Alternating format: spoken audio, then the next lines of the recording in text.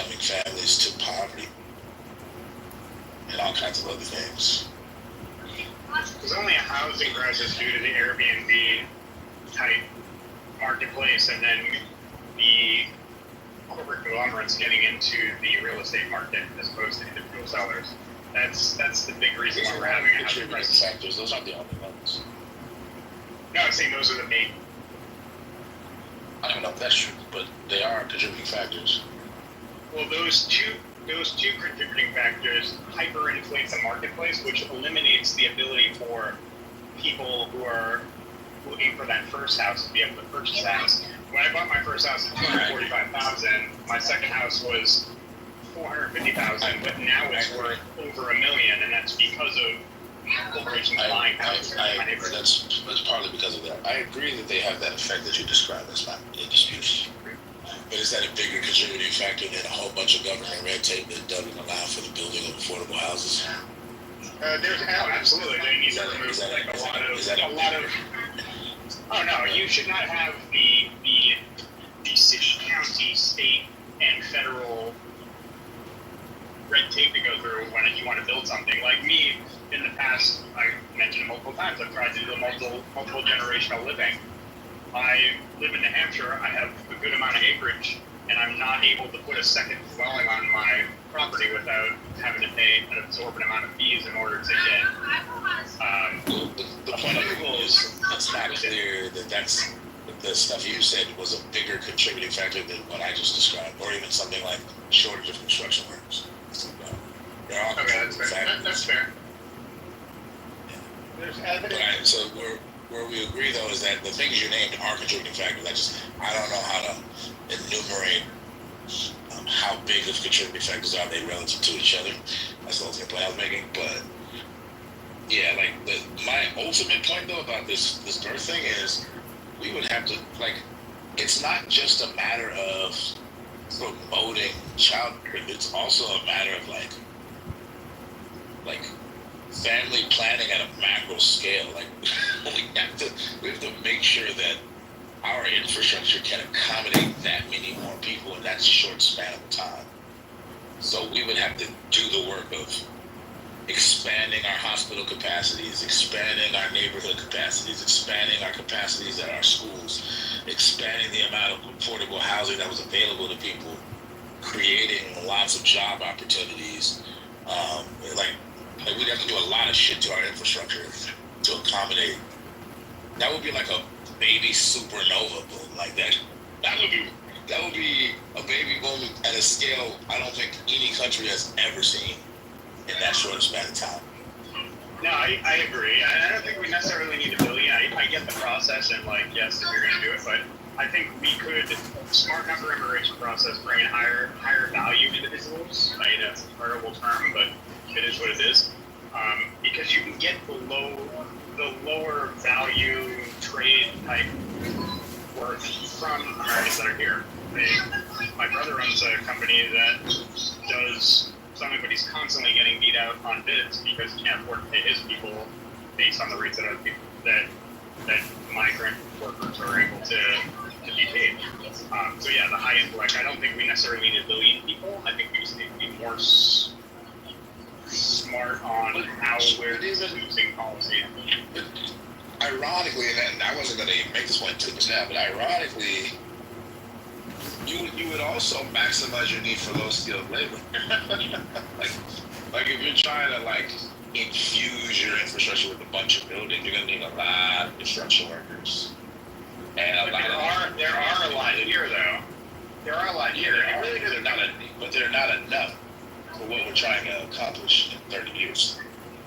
But I'm only going to 30 years timeline because that's what he specified. But ironically, that would actually make a higher demand for low skilled labor than y'all are letting on.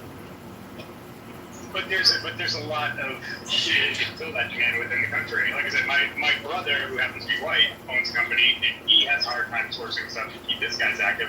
I also have my brother-in-law, so my wife is Mexican. My brother-in-law lives in Jacksonville, Florida. He does cement work, and he has his own crew, and he has a hard time with the bidding process. But he's a Mexican-American. We don't have a lot of people who are skilled strawberry pickers, for example, or skilled orange pickers, or whatever. We just don't. We don't have them. It's one of the reasons why we import so many people from other countries who can do those things and do those things. Maybe if you're trying, like policy-wise, or you're orienting around some kind of massive farm labor training program to try to get U.S. citizens to do it, maybe. I mean, the thing is, training programs have historically been like really hit and miss, and probably more miss than hit. Typically, when you're trying to retrain people out of certain things into other things, it's like really bad. But you'd have to figure out a way to, even though they're low skilled or whatever, you have to figure out a way to get a lot of Americans to get the skills necessary to, like, pick the crops and stuff like that. And presumably because they're low skilled, it would probably be easier than training people to, like, I don't know, convert from like coal mining to, like, I don't know, some green jobs that have nothing to do with coal mining. And a lot of those skills are not transferable. I'll respond very briefly. So first of all, we had this argument in the room 3 years ago on self-driving cars, where some of us said that all cars would be self-driving within 20 years, and that meant 15 million people who make a living by driving are going to lose their jobs. Now, at the time we discussed self-driving cars, I remember most people saying, no, we'll never have self-driving cars, those jobs are never going away. Now, I will make the same argument today, and you're welcome to laugh the same way you did about self-driving cars. There are already today in California robots picking berries, picking asparagus. Every single one of these agricultural jobs, there are robots that can do it. Now, as of right now, the robots cost a little bit more than they're paying illegals, but it is a lie to say that deporting 100% of illegals means that you'll never be able to pick this crop. I'm stating it's a lie. If 100% of the illegals are deported, they'll buy the machines. Food prices will go up a little bit, but California will do just fine with no illegals, with machines picking the crops. Now, I'm not retarded. I know everyone in the room is going to laugh at the idea of machines picking crops. I'll post some shit. Well, I'm not going to laugh at that. First of all, I've never even laughed at the idea that drivers would be replaced by a car. I was always aware, since this app has existed, the impending rate of automation and what impacts it's likely to have on certain job sectors. There are a bunch of machines that can be used to, like, pick various kinds of vegetables and fruits. They come with a bunch of drawbacks, though. Some of the machines are not dexterous enough to pick certain kinds of crops without damaging them. They have, like, these, like, huge shaker machines that shake the shit out of, say, orange trees, and all the oranges drop down or whatever, but then they cause, like, bruises and stuff, and so those oranges that are bruised are not, like, able to be sold in the same way as the oranges that aren't bruised. And so you have alternatives, like, oh, okay, well, I can take the bruised oranges and I can donate them to a place that creates, like, I don't know, orange marmalades or some shit.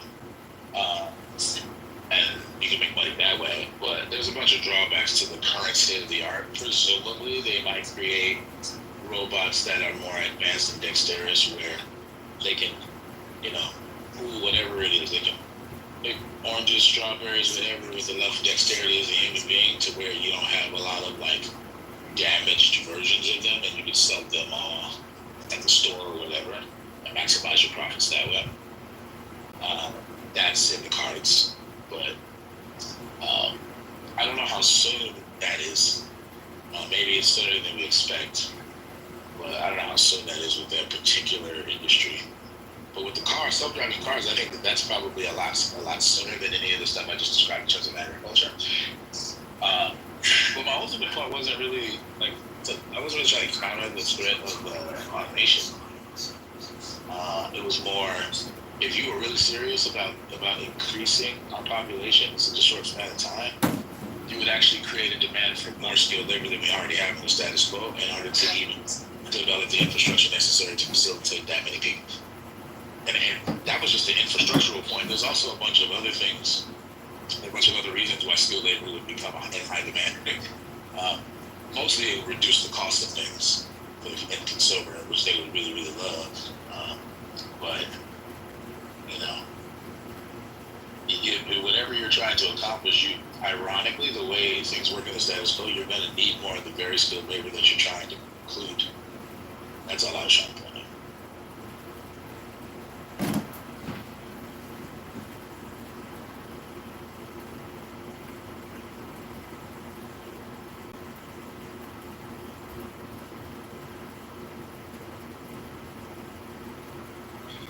But also, yeah, dude, tripling our country's population in 30 years is one of the craziest ideas I've ever heard. I don't think you need to do it at that fast of a scale. If you want to make the scale a little bit longer, it would be a little bit more doable. But it would take a lot of work. It's not just infrastructural work.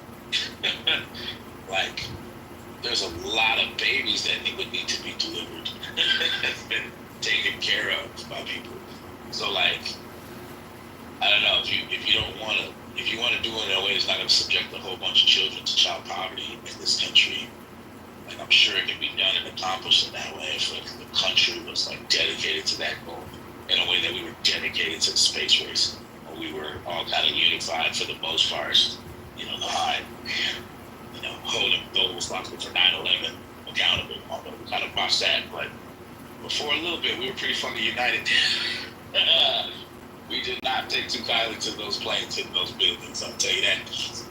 We were unified in our hatred, which is a unity of some sort.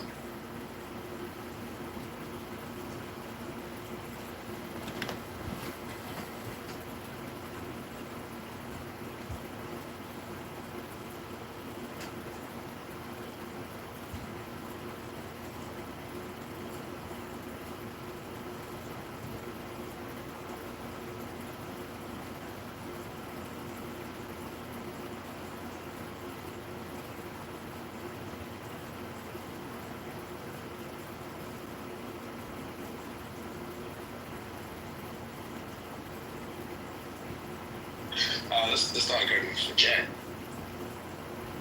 Like, what is the Republican stance on maternity leave exactly? Because that's gonna become a big deal if you're trying to triple your country's population in 30 years. You have a lot of women that need to take off work. Like, yeah, I know. I personally think it would be for the national interest. It's just best for our culture and our people, for mothers to be with their babies at least for the first year of their life.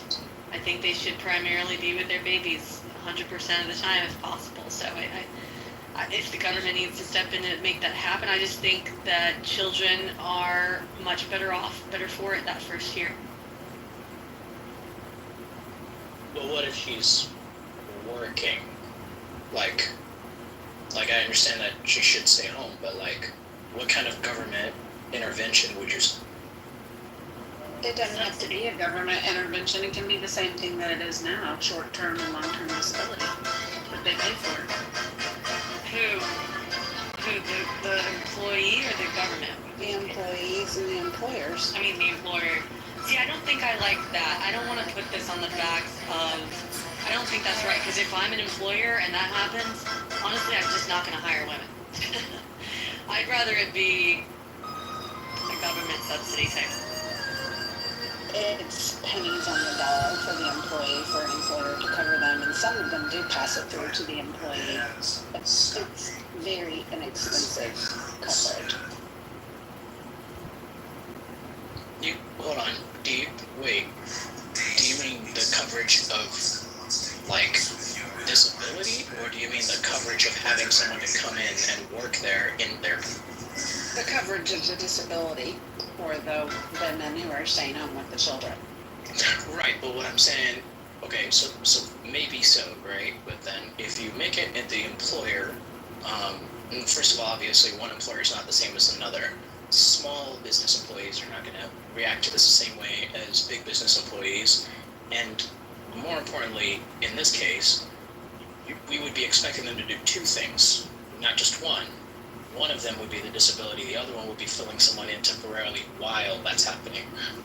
I've got to say, I can see where Holly would come from in what she's saying in that. Like, if you have an employer expected to do both of those things rather than just one of them, they might be apprehensive towards hiring women, Would you agree, or?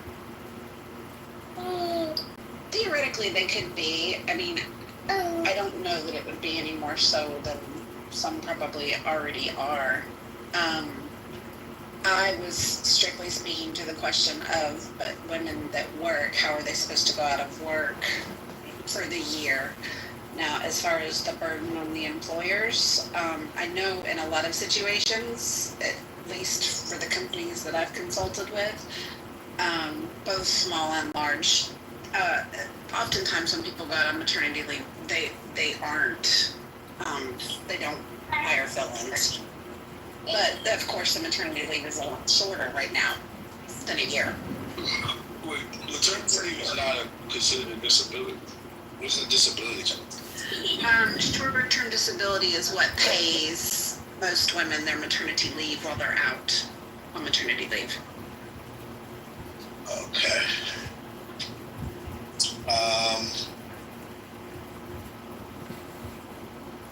What is the limits? With most short-term, it's 6 to 8 weeks. Yeah, that And then long-term would have to kick in after that. right, but I mean, I don't know how long that even lasts if you're going to do long term, but on a short term, 6 to 8 weeks, that ain't a whole lot for someone to go from I was just pregnant, had a child to all right, time to do whatever the hell I was doing before. Obviously, that varies, and I think that on its own has been a pretty strong discouragement for women to actually do so, to have children and to try to raise families for quite some time now. 6 to 8 weeks ain't shit, really. And not to mention, we're talking after that. What are we like? What is expected as far as dealing with an actual born baby now afterwards, and the costs and that are new, and supporting those costs. Not to mention other personal physical ailments or issues from just physical, biological, like physiological injuries, all the way up to postpartum and dealing with all of that. Like, it doesn't seem like there's any real safety net on that portion. At least not in totality. Certainly not from employers. It usually, this kind of the disparity between some women receiving that kind of care or resources versus those that don't is based on what state you're living in and how liberal they really are. I guess the ultimate program as well was like, you would have to have policies that were particularly accommodating of pregnant women. Because you're going to maximize the amount of pregnant women in your society if you're serious about a goal of tripling your population in 30 years. So, like, the status quo is not sufficiently accommodating for pregnant women. The policies, as they stand, would actually deter most women who are in the workforce from having children. Which is one of the reasons why, apparently, one of the contributing factors to the decline of birth rate in the first place. Which is just a roundabout way of recognizing Exactly. what's going on. But, like, Yeah. so these policies will have to be different. Like, women need longer to like, give birth. Like, I don't know if they had to deal with any particular complications or postpartum stuff, or, you know what I mean? Hey, you know what's interesting? I bet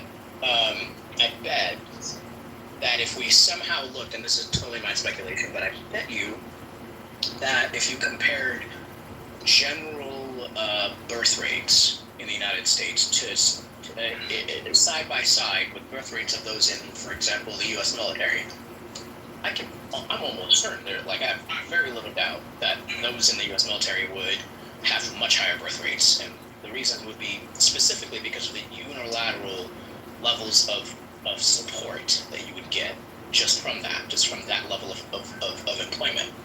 We're talking not just maternity leave, you also get paternity leave.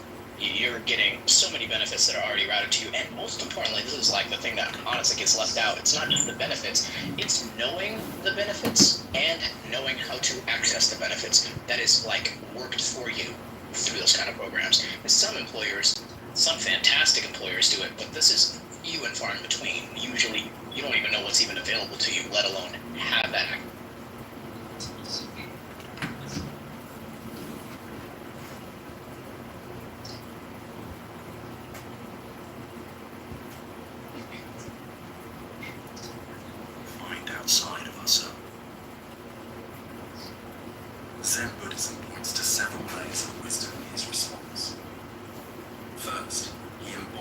balance of knowing what is enough.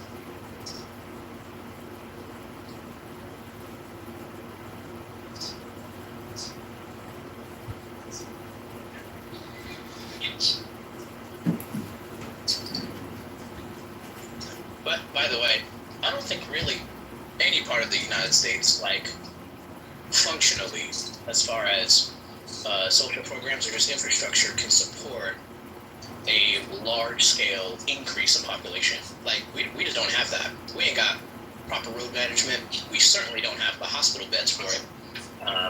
We ain't got a lot of shit that would run well with just small increases that are acute, that are done in an acute fashion time-wise.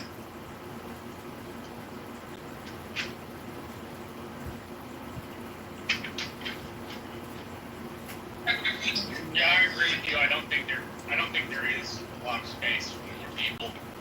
You'd have to like drastically raise taxes or drastically cut spending and reallocate to pay for the stuff. So I disagree with not there being space. That's not what I'm saying. I think there's space. I just don't think we've built the country up enough for it. I think we absolutely can build the country up for it. We're just not investing in that. Like, we can build more houses. We can absolutely build better and more sustainable infrastructure. We can definitely build railways, like we've been talking about for like fucking ever, but we just keep not doing it.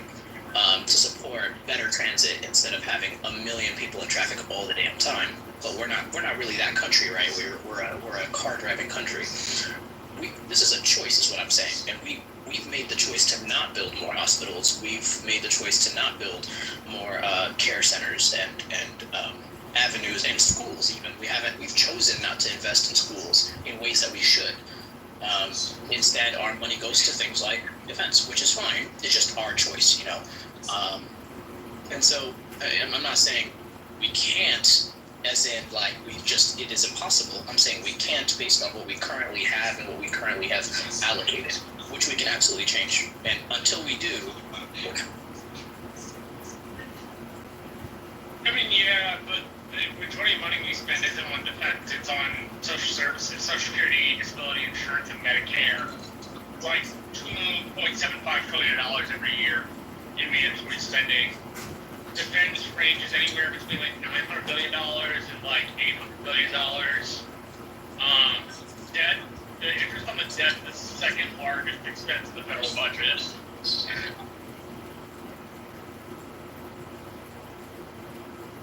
I mean, yeah, sure, but just to be clear here, like, when you are like, we could spend more on these things, and when you are thinking about like, if you think about it in a like a flat linear way, right? If you think about it as we just have this much money in a pocket, and we're either going to spend it here or we're going to spend it there, either A or B, then I think we do a disservice to how the layout of economics in this sense works out, because there isn't a whole lot of return in certain things, right? There are certain things that just do not have a whole lot of return, and sometimes that's worth spending into, like for example NASA and things like that. Not a whole lot of return, you know it, we know it, everybody knows it, we're still willing to spend some money in it. But then there are other things that have major, massive return, like social service spending. We know that. We've looked at data from, like, for example, WIC, right, which has for a very long time been very highly successful in having been to turn money to actually like increase revenue, right? And that's huge.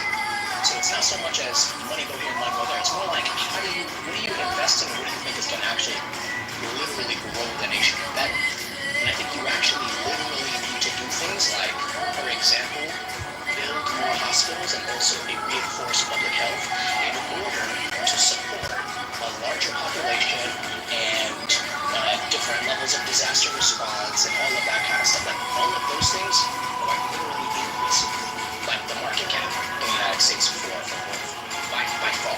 And so that's an actual investment as well. NASA's a very bad example. A lot of very key commercial innovations came out of NASA research. Yeah, I wasn't dissing NASA when I said that. I said we should invest in NASA.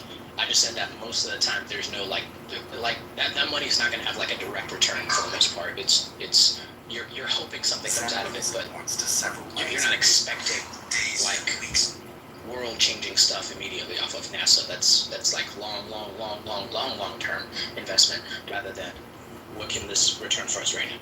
Yeah, I think you're incorrect about that. I mean, like NASA hasn't existed. NASA's existed for like 2 generations, and the number of things that have come out of NASA that are commercialized today, it's like a 1 generation return. Like it's not that short term. And in fact, you see like just in companies that are just focused on space endeavors, like a lot of private money flows into that, and that's not even counting the spin-off investments or spin-off innovations that have come out that are unexpected.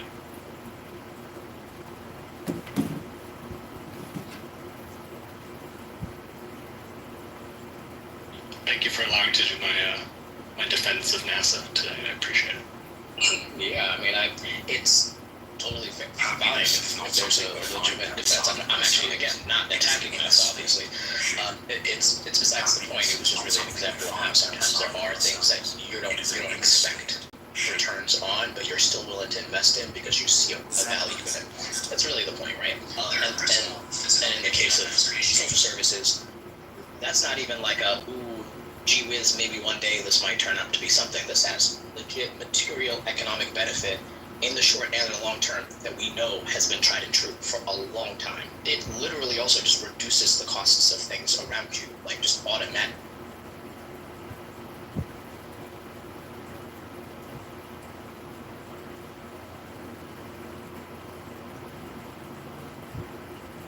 That's why it's kind of weird when, like, to me it's a little bit weird when people want to advocate for the protection and of the family unit and the growth of the population, but not through the reinforcement of social services, which directly lead to both of those.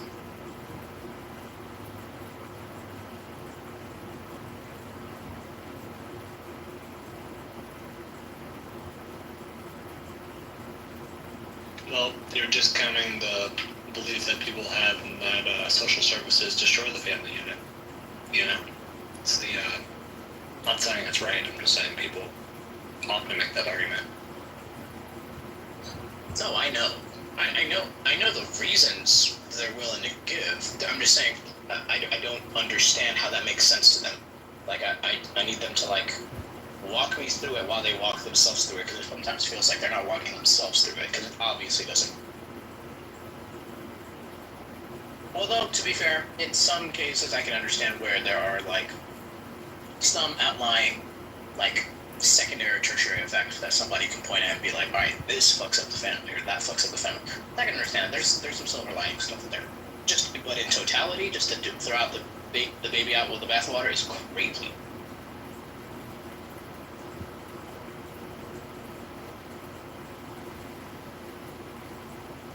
Like, I'm still waiting for people to explain the issue with, like, for example, policy-wise, if we're talking about that, the issues with the child tax credit, like why that would be a problem, why somebody would vote against.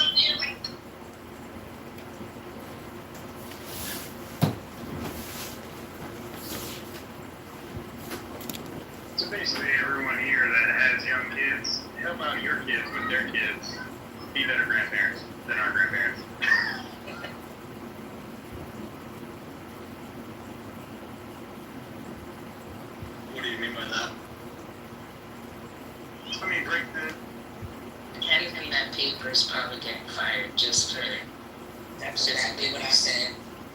Literally one of his staffers, one of those them kids that's doing those congressional fellowships, because they be doing all the research and shit. You can hear them doubling down. Like one of the staff was doubled down, and Trump agreed, and Powell still was like, "Nah, man." He doubled down. So whoever did that shit, man, what a fiasco! And the freaking aide doubled down on the lie, attempted in real time. Crazy. Hey, you guys, Trump is used to paying people to tell him what he wants to hear. And that's why he had an administration who will do what he says do. But he messed up with Powell. And he gonna keep messing up with Paul. I don't know why he trying to go there with this man. Leave this man alone. He's gonna about this this ignorant shit. It's like, leave Paul alone. He's doing a great job. Is he doing a great job, you guys, or no? Oh yeah, Why are you messing with him? Yeah. So okay. I'm trying to get you guys to ping in your friends. Please ping everybody in. It's 420. Thank you so much. I appreciate you. I'm still pinging too, but I ran into the red bar pinging, so I have to wait for a few minutes to ping everybody else in. But this is Gemini's title, MAGA dropping like flies. Gemini, you guys something to associate this title with? MAGA dropping like flies, brother. That was scary. I'm just laughing my ass off right now, brother. Okay, so I got a clip now. We've been waiting for this. I was trying to wait till we got more people in. We got like a 50-something people in here. I'd rather have everybody in here so we have to redoing it. But Gasoline, whatever her name is, they went to the federal penitentiary today, and they interviewed her. God, that was quick. They are not playing. I thought it was going to be like maybe next week Tuesday is what I thought it was going to be, but I got a clip of that, and I know it's actually coming off of the TV, but Jeffrey Epstein compliance. No, I'm not. Did I just say compliance? Jeffrey Epstein accomplice. Gasoline Maxwell. Go ahead, whoever's talking. No, what are they hoping to achieve? We don't know. And if you know, tell me. But I'm telling you, she had a very productive meeting today with AG. Now, what does that mean? She had a very productive meeting. So it says, I'm just going to do a little bit of article and then I'm going to play the clip.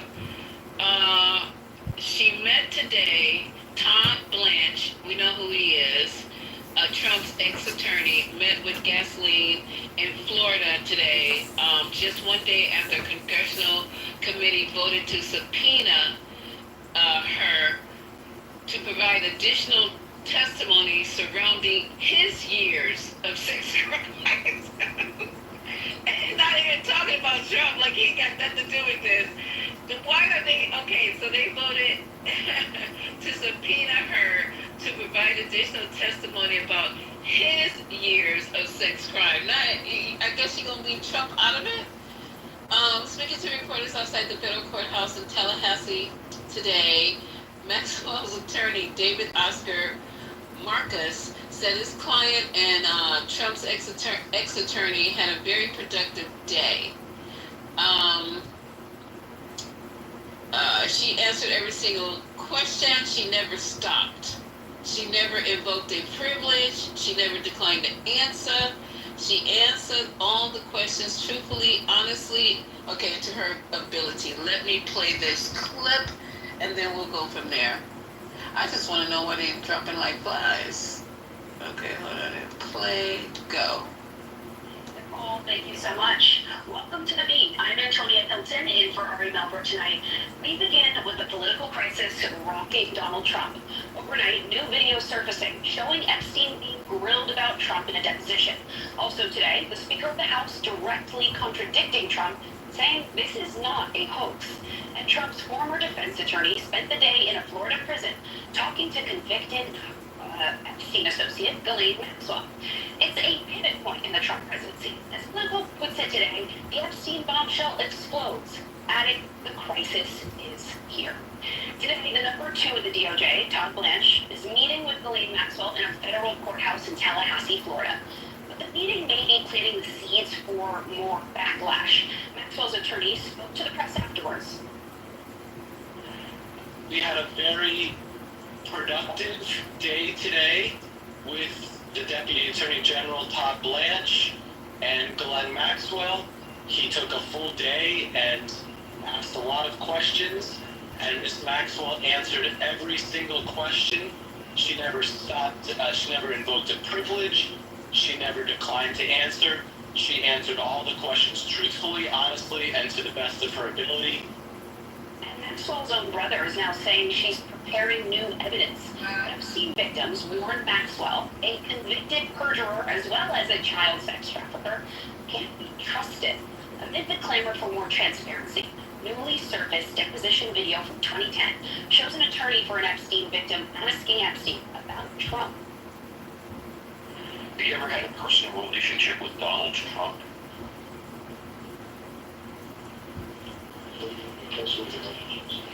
Have you socialized with him? Yes, sir. Yes. Yes, sir. Have you ever socialized with Donald Trump in the presence of females under the age of 18? Well, I'd like to answer that question at least today. I don't know if there's a question. 16th, 14th Amendment rights, sir. What you saw there is all new context around the Wall Street Journal's bombshell reporting. That Attorney General Pam Bondi told Trump in May his name was in the Epstein files, among many others, which is prompting new questions about who knew what and when. Former federal prosecutor Ankush Kaduri saying, quote, right now, everyone should be asking whether the highest levels of the federal government, including but not limited to the president, the vice president, the AG, the FBI director, and possibly even some Republican leaders in Congress, depending on what they knew and when, have been misleading the American public for weeks, if not months. Amid all this, GOP Speaker Mike Johnson today undermining Trump's claims that the Epstein uproar is all just some sort of hoax. Listen to Trump and then Johnson contradicting him. It's all been a big hoax that's perpetrated by the Democrats, and some stupid Republicans and foolish Republicans fall into the net, and so they try and do the Democrats' work. Full transparency. We want everybody who was involved in any way with the Epstein evils, let's call it what it was, to be brought to justice as quickly as possible. And look, I think the process is a hoax. In other words, it's not a hoax, of course not. Ahead tonight, I'll talk to a House Democrat who just scored a major win against MAGA enablers in Congress, leading the charge to subpoena the Epstein files. Also coming up, an acclaimed journalist who's been tracking Epstein for years on what Trump knows. But we start with our guests here tonight. We have Joyce and Van. Okay, there you go. So they interviewed her. They said she was talking, but I don't know what she was talking about. And like I said before, and I'm glad I'm vindicated. I am the female Trent here. She's given her brother new evidence. She's writing in this journal, and she's giving the pages of the journal to her brother. So, what do you guys think about this? So in the clip that we heard, the one where that was a deposition from the 2000s with Epstein, and the fact that in that deposition, when asked if he was in the presence with Mr. Trump with underage girls, and we talked about this earlier, there was only one answer to that. That was just no. Instead, he chose to invoke 3 amendments. Right. Not one, not the 5th Amendment. He came with some new fucking. The 13th and the 12th. And the 12, right. So that tells us that. And other portions of the recording that we heard, I've heard them before. But this interview today, my thing, the way I'm seeing it, is that productive means that they are encouraging her to give testimony solely around Mr. Epstein and without mentioning Trump's name. So that question, that we can't trust any question of this guy. Like they're not talking about Trump. They're not asking about any collusion with Trump. I can assure you that. So her thing, wink, wink, is to throw Mr. Epstein, who's no longer here, under the bus even more. And so that is the strategy here. But we know the playbook. Robert said, she is not going to go for free. Let's be clear. She's not going for free. They can't exchange money. Money is not the issue. She wants a pardon. She wants something in return. They're going to deport her ass back to Europe because she's not a U.S. citizen. Let's be clear, because after her 21 years, she was going to get deported back any goddamn way because she is convicted of sex crimes. So I want y'all to understand what the friggin' play is. The play is for her to then turn around, say some shit like, oh, Trump was never involved in anything. They were just casual friends. Da-da-da-da-da. She gonna say some bullshit. And watch what I say. She's not doing this for free, y'all. Nobody will just go to an attorney or allow an attorney to talk to them who is not representing them. She's already exhausted her appeals. Let's be clear. She doesn't have anything else but the card to play to get a pardon so she can get the hell out of jail and get her ass back to Europe and do the same bullshit she was doing in Europe. Let's be clear. She is British born and she was raised in Switzerland or some shit like that. Her father was a big magnet. He had a lot of money. He lost a lot of money. There was a lot of shit that went down with that situation. But I'm telling y'all, she is going for a pardon. And to have the attorney of Trump, which I want y'all to understand is a conflict of goddamn interest, come in when you know his name is all over a fucking file, right? And the DOJ knows this, but you would have his personal attorney question her. There's no tape, and the tape sound that I'm hearing sounds like shit. But the Epstein tape has clearly negates every fucking thing she's gonna say anyway, because when he said because Trump around him with any underage girls, and he said, I'm going for the 5th, the 14th, the 16th, and the 18th Amendment, honey, guilty as charged. I'm going on mute. Thank you. She is a U.S. citizen. I don't know why y'all think she is. Yeah, I'm sorry. She's a U.S. citizen. She has U.S. citizenship, I think British and French. So like she is a U.S. citizen. I don't know why.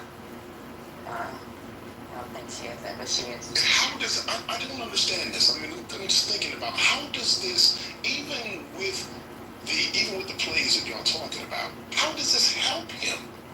This doesn't help him. Even if she lies, it doesn't help him. Because she's already a convicted sex crimes convict herself. So she cannot help him in any way. It is a fool's errand to put her anywhere, and to exonerate her only makes him look more guilty. They already are suspicious of him. The only thing that's going, when I say them, I'm talking about his base of people. He's already been implicated as being a part of it. She, by her word, can't exonerate him. It doesn't help him. No matter what we think intrigue or how Tom Clancy this appears to be, it can't help him. Because if they're stupid enough, and we do know that they're stupid enough, if they're stupid enough to say, oh, well, this convicted sex crimes person said that he's not in it, well, we'll just believe her. She can't exonerate him. And him pardoning her makes him look even worse. Yeah, and I don't think she's gonna give any new information because she does have appeals. She lost the one about the Epstein prosecution trying to tie that to her case. She lost it in the Second Circuit, but she could appeal it to the Supreme Court. And then she has that case in the Virgin Islands too that's pending. So I don't know that she's gonna do anything that will put her in jeopardy. And we don't know what this meeting was. The reporter, when the report first came out, they said that they didn't even meet for that long a period of a time. And there's no recording, we don't know. They could tell us anything happened in that meeting. It doesn't mean that it's true. I agree with you, Dr. AJ. I just got a question for you. Has she already exhausted her habeas corpus? Because that's what I was going to ask. Well, from what I understand, I think not, from what I understand. Okay, all right. And her citizenship can be revoked because she's naturalized. No, and she's not her primary. It's not. She wasn't. Not for this crime. It can't. No, it can't. So if she was a terrorist, she did some kind of war crime, or she lied on her application. Something like this is not going to be revoked. I understand what y'all saying. Like, you know, we think the ridiculous has happened, and he's been able to what we perceive to be get away with the absolute ridiculous, and not just trying to get away with, or seemingly like he's getting away with things that aren't normal. But there are, I mean, believe it or not, there are still there are institutions that are holding. Like, he's having a tough time doing some of this. On TV, he's able to announce it. It sounds very, you know, very ridiculous. It sounds like he may be accomplishing some things. He's really having trouble, even with the deportations. He's having problems with those things. It's just red meat for the base. People are being detained, but they're not being deported. I agree with you, Quinn, that there are some. It's a lot more of horse and pony than anything else, right? A lot of it looks very shiny. There's this shiny object, and people are going to it. So I agree with that part. But he doesn't have a stopgap. Stephen Miller doesn't have a stopgap. All these people that are advising him don't have a stopgap. They're willing to just go shit and figure out what friggin' sticks. I'm not disagreeing with you. I'm just saying they're not accomplishing the stuff. The real problem is that he needs those votes, and there are some people in the House of Representatives that are not going to support him around this Epstein thing, and that's going to cause a real fracture. And so he's trying to heal it up so that he does not lose his congressional support, because he needs those people to get his shit passed. You don't think it's already fractured though, Dr. Angie? Because I see some cracks. I think these lies and these tricks are his attempt to assuage some of that, to appease them a little bit for as long as he can to get his stuff done. I think that's what I think this is all about. That woman, Ghislaine, she don't have nothing to offer, because if she did, she would have offered it on herself. I agree. Get herself out of trouble. 100% agree, but I was trying to make all kinds of deals to try to get herself out of trouble. And none of that shit worked. Well, deals was she trying to make, because I have understanding she was waiting on Trump to see if he would just straight up pardon her because of all the dirt that she had on him. She was doing all kinds of stuff. She offered them, when she was trying to get bail, she was like, I got all these citizenships, I'll give that up if you give me bail. And she tried to renounce her citizenship at one point to go back to Europe. And no, she was going to renounce her UK and French. Yeah, she was trying to give up her. Not the US. Okay, I got you. Okay. She was going to give up UK and French citizenship. Yeah. She was trying to work all kind of machinations, and none of that worked. So if she had anything, she would have given it. You don't have shit. No, but isn't her team trying to fuck? Let me look this up before I say something. Hold on, give me a second. Okay, let me jump in quickly.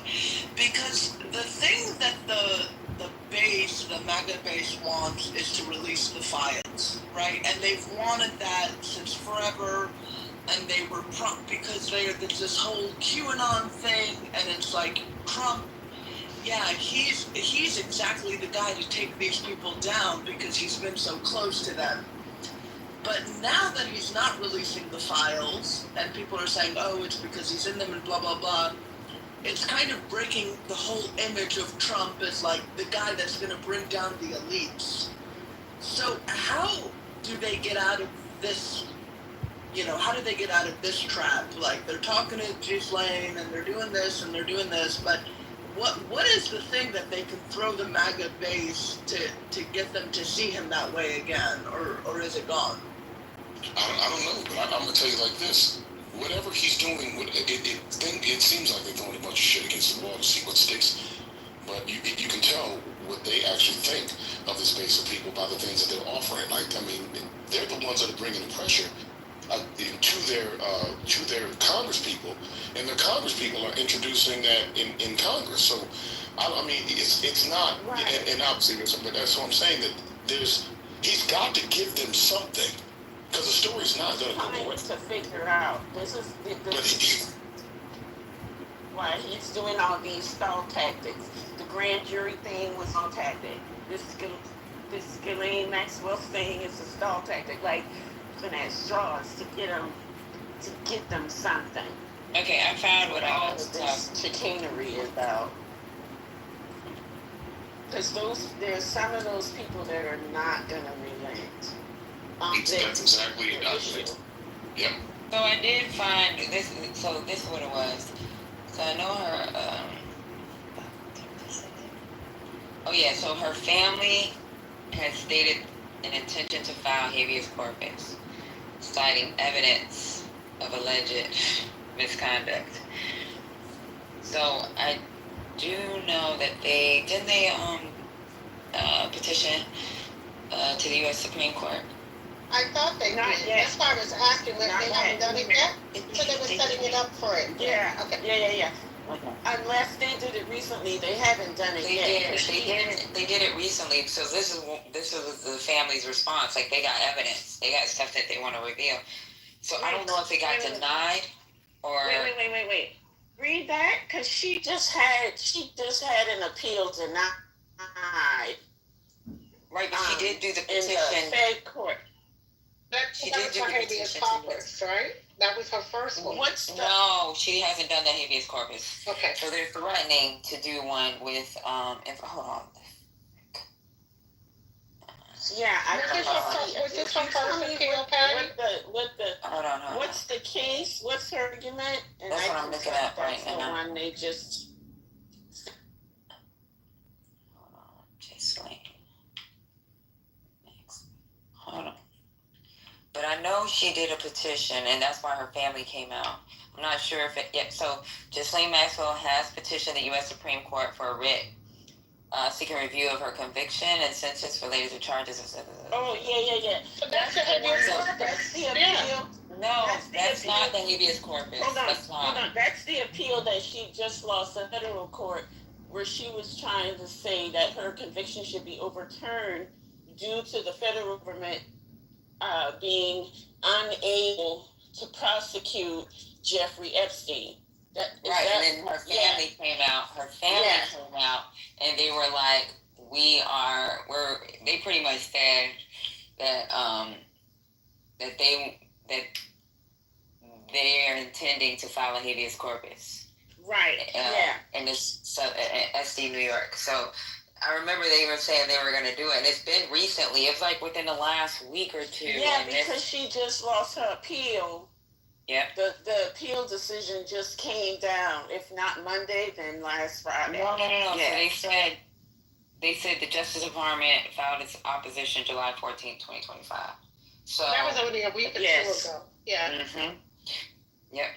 So they actually they filed an opposition on July 14th, and then that's when her family came out and said, "We got evidence." Evidence of what, though, Patty? They're gonna have to take it to the appeals court. Like, they can't just go to what is going on? What is the evidence they have, though? I guess is the question, because they're family members. What evidence would they have as far as this piece is concerned? That other people should have been prosecuted. I don't know. But that doesn't get out of jail. That doesn't get her out of jail. And her case was specific to 4 witnesses. Like, her case was specific. She had specific counts related to 4 people. It doesn't, I don't mean this in a callous way. It doesn't matter that Jeffrey Epstein molested 1,000 people. Her case is about these 4 people. So unless she has evidence that's going to undermine the evidence presented by these 4 people, I don't know what her family talking about. Yeah, and it was more than just testimony. But it was more than just. There was more than just testimony with these 4 people, because there were flight logs, and it was a lot of evidence that was presented in the grand jury. Am I wrong? Nope. Right, in her trial, but in her trial too. So if they don't have anything, but I was emphasizing the 4 people because They were the ones recruited, and that was her trial. And they had direct contact with her. So her because she case was is in their specific book. to her. She recruited them directly. Yes, correct. So she I don't know what they're talking about. She has nothing that can exonerate her. Like she's been fully tried. The evidence is overwhelming against her. I don't know what I mean. She's going through the motions because she has a legal right to. But in terms of the evidence, like it's overwhelming against her. Like it's a fool's errand. The only thing she can do, the only hope she really has, is a pardon. And if she's willing to lie to do that, it still doesn't serve the person that she's trying to exonerate. But she can also embarrass Trump just having that conversation.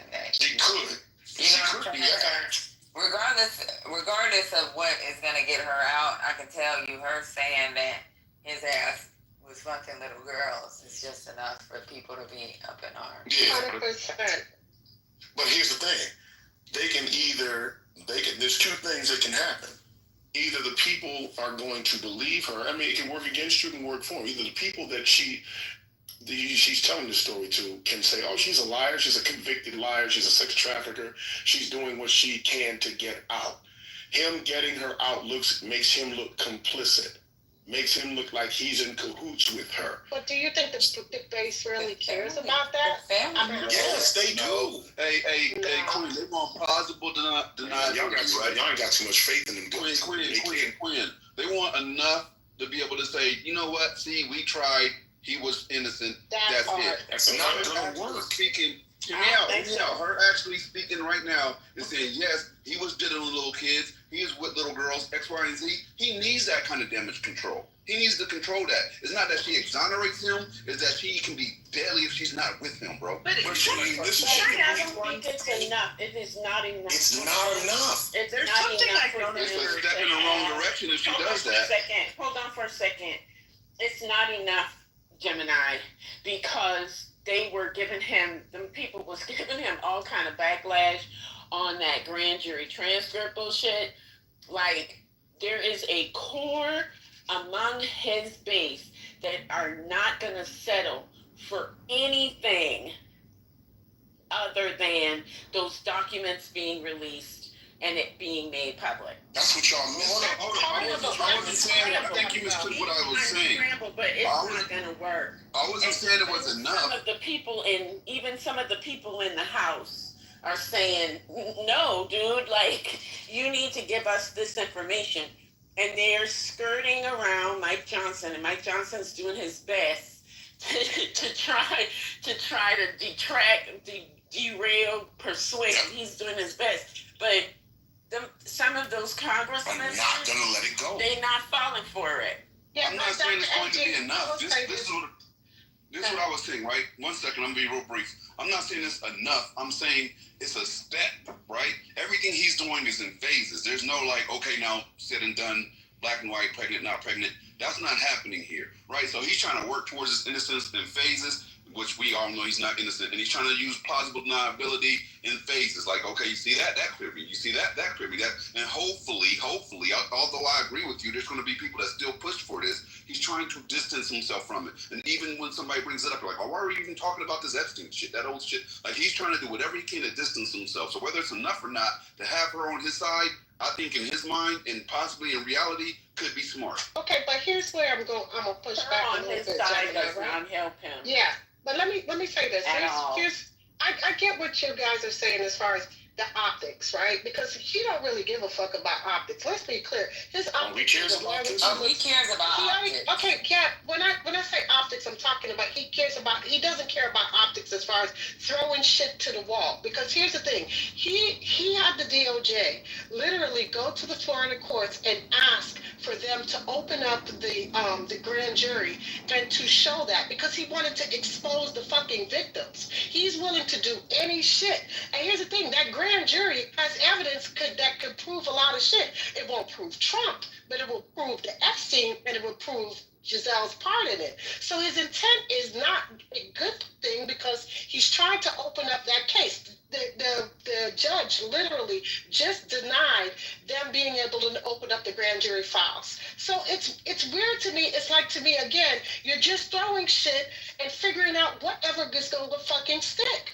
And yes, I do believe that there's some of the base, no matter what, they're going to want those files, period, point blank, full stop. But there are some of them that if you just give them a bone, they don't give a fuck. You have people like, and I'm just saying this, Cat Turd, who's on fucking X, who every time you throw this motherfucker a bone, he said, yeah, you see?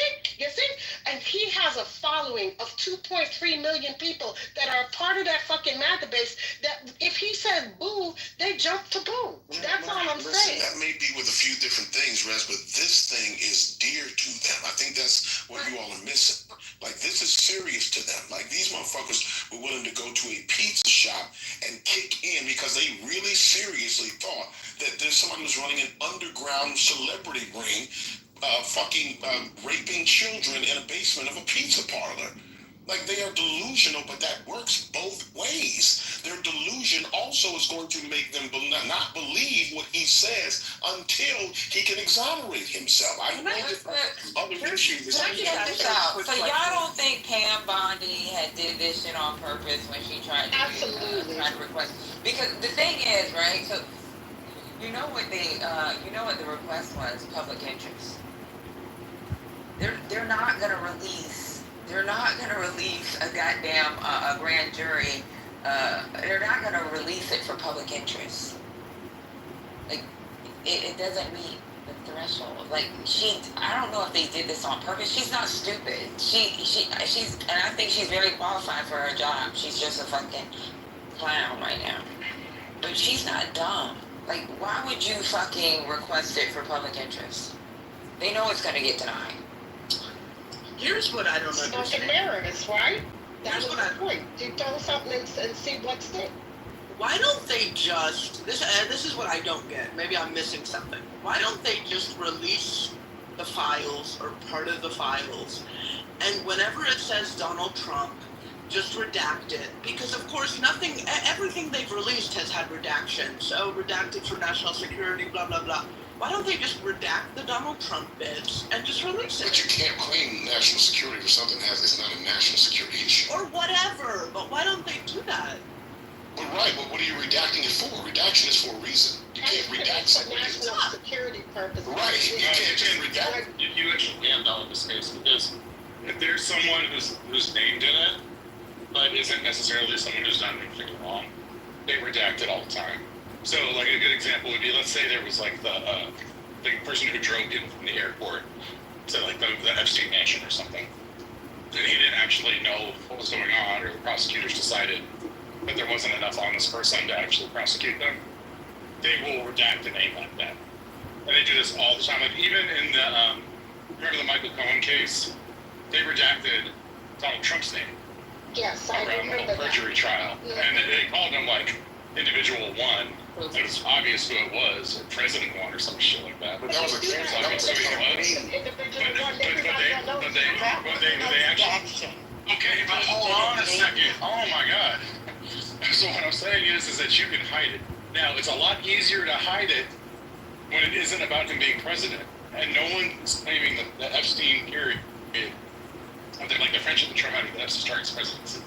So it'll be individuals 1 through like 10,000. And you're not going to know who anyone is. Right, but wasn't that a campaign? And there's release files too. It still got to go through the judicial. So, like, the court has not approved the files to be released. Like, they're playing on fucking words. Mm-hmm.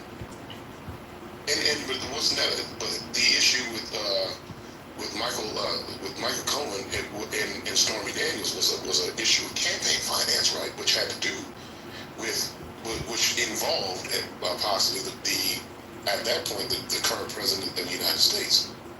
She now has 34 felonies for. Okay.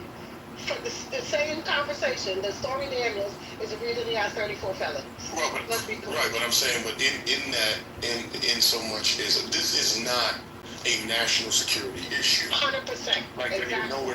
they'd have to find reasons to redact people if they were innocent, but it would still allude to who was involved, and you may not know their name, but that the whole point of this is to take the suspicion away from him. Opening that up only gives more suspicion, even if you don't know who the names are, because it doesn't satisfy the curiosity. Like, people want to see something that they want to see something that exonerates him or says officially that he is not a part of that. Otherwise, this noise stays around, at least for a good time, and it will have fallout during election time. I just don't see what the hell could exonerate him at this point, Quinn, to be honest with you. I have no idea. I won't even be, I would think I'm smart enough to say that. I have no idea. Just saying, I don't know what would exonerate him at this point, because every time you turn around there's a leak and somebody is leaking information. Every time you turn around there's a video. All this shit that should have been shown during the presidential run for the election, all this shit is now surfacing. All these never seen before, the damn deposition with frigging Epstein. That was a never seen before. It just came out 2 days ago. Every 2 days, something is a slow frigging leak that keeps coming out. And then the story is not straight, which gives it more fuel. I mean, because at this point, Pam Bondi says it's on the desk now. They come back and then they said, well, there is no file. So that starts to create suspicion, even for dumb people. That starts to create suspicion. They ain't that stupid. They're dumb, but they ain't that dumb. So that starts to create suspicion. It looks like you're lying. He's involved in it. They're trying to protect it and kick the can down the road so that either people forget or that the interest in it goes away. But it doesn't look like either of those things are happening at this point. He's taking a really big risk. But in his defense, he may have to, because he is definitely involved. It definitely alludes to him doing something during that time. He's very reckless in his personal life. He knows that he had no reason not to be. He's a megalomaniac, and he's a terminal narcissist. He never thinks that there's going to be any consequences. That makes you sloppy. So he did something that he can't account for now. And he's trying to protect it. And there are people trying to help him protect it. But he's still sloppy. He's sloppy in his business. He's sloppy in his personal life. He's sloppy in his professional life. Like, there's nothing about him that's ever been able to, if you're going to be shysty, you're a good shyster. He's not a good shyster. Let's be real clear. Yeah, so I mean, the bottom line is he's involved in some way.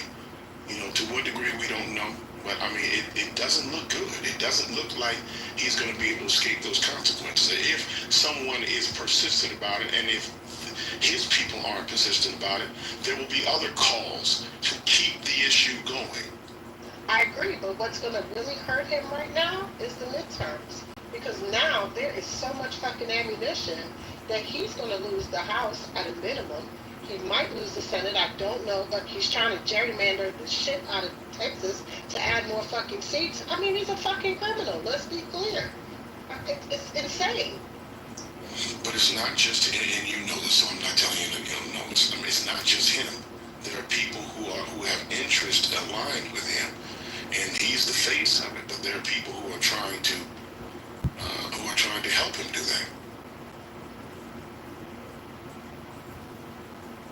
But those are the people that go unnamed, right? The Curtis Yarvins of the world, the Stephen Millers who can afford it. Steve Bannon's still involved. Let's be real clear. I like a lot of people think he just sitting in the background. Bannon's still got bullshit going on, and he's still keeping up shit. What's his name? Alex Jones. All these motherfuckers are still involved in all this shit. Oh, he doesn't have anybody. I don't know if I put Alex Jones in that camp, but I mean, I agree with Steve Bannon. I agree with Stephen Miller. And they just, at this point, they are trying to push this through. They know they only have 3 years to get it accomplished, and really not that much time. So, and they really only have a little over a year because they're probably going to suffer some hits in Congress, which are going to push them to the point now where the power shift is goes in a different direction. It looks very plausible, but the Democrats got to get their shit together too. Let's be clear. Well, I mean, I don't know. There's nothing that's indicated that they're not. So, I mean, I know we say that a lot, but I know that's been the popular thing to say.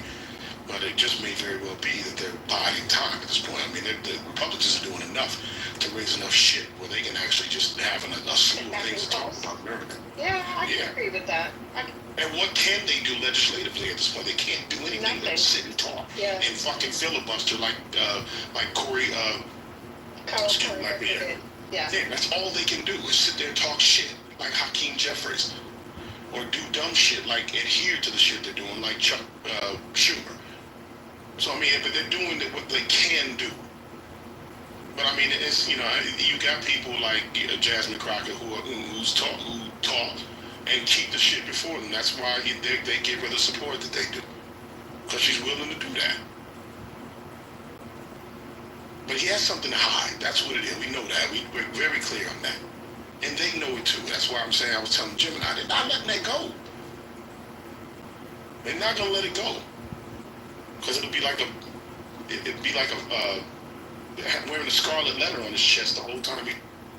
Yeah, I saw this rally in Florida today where it was a town hall and DeSantis was speaking and a guy was really angry. He interrupted him, made a scene. I put it in the chat earlier, like the little Instagram video that was like, I don't know, maybe 20 minutes ago. But people are really angry. Like, Trump did these rallies. I mean, he's been doing rallies for over a decade. Right, and he's spoken about this, about getting pedophiles and turning these people out with the whole Pizzagate thing and the deep state. And he's been talking about this and pleading the fuel for so long now. And so people are really angry about this. Now, will those people vote at all? Right? Or will they disengage? Would they vote the other way? But that's the thing. I don't like let's just sit back and let this play out. I don't really like that. I do think we have to have a message and have a united message and be out there and keep practicing, rinse and repeat to sharpen ourselves and what we're doing. I don't know, that's just... So what I'm getting from what you guys are saying is that gasoline, I don't get it. Gasoline has nothing of benefit. I'm just trying to figure out, because they subpoenaed her. First she offered, and there was nothing said, and now they subpoenaed her. So I'm trying to figure out where you guys are coming from, because I know she's trying to get herself out of prison. So I'm just trying to figure out why would they be so interested so quickly to rev this up and go see her. I think she has a lot to offer. I think she should give up Trump, or say she will give up Trump if they don't let her out, because Trump's not going to be out of office for 3 years. So how does that help him? 3 years. How's it helping who? How does it help Trump? No, I'm not trying to. I don't think she's really trying to help Trump. I think she's trying to get herself, like, maybe use this as a bargaining chip herself. Yeah. Why are we always gonna be helping that Negro? Because I think she's gonna say, either you guys figure this shit out and because that would work better than anything else, because everybody knows Trump was there. Either you guys figure this shit out, because one way or the other, she gonna have to get out. That's the whole goal of it. She wouldn't be doing this. So she's going to get out, and there's only 1 or 2 options. Either she lies, or she says, you guys figure out a way to get me out of here, or I'm giving up Trump. Now, which you guys? But either way, he loses. I mean, so think about what you're saying. You're not thinking about it from the other side. So if I offer her a pardon, I look like I'm collaborating with her, like I'm on her side. Exonerate someone who has been convicted of sex crimes. So, but if she turns around from the other side, from the other side of it, what you're saying, if she says, "Listen, I'll threaten you And if you don't give me what I want, I'm going to tell the story. And then what I can do is say, well, listen, you're a convicted sex crimes convict. All I have to do is say, you're lying, and you're only lying just so that you can, you're threatening so that you can get out. We don't believe you. You're not believable. You participated in this, and you've been convicted of such. You've been convicted along with him. So your credibility is nothing. Yeah, but there's still going to be a big group of people. There's still going to be a group of people that there's still a group of people that's going to depend on her. She's kept quiet. She hasn't said anything, and the people want to know.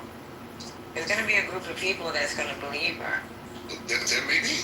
There's not maybe. There's going to be a group of people. But does that get her what does that get her? It definitely gets her what she wants, because number one, he's not gonna release the files, because obviously his name is in it. Well, it's not like he can just release it. Right.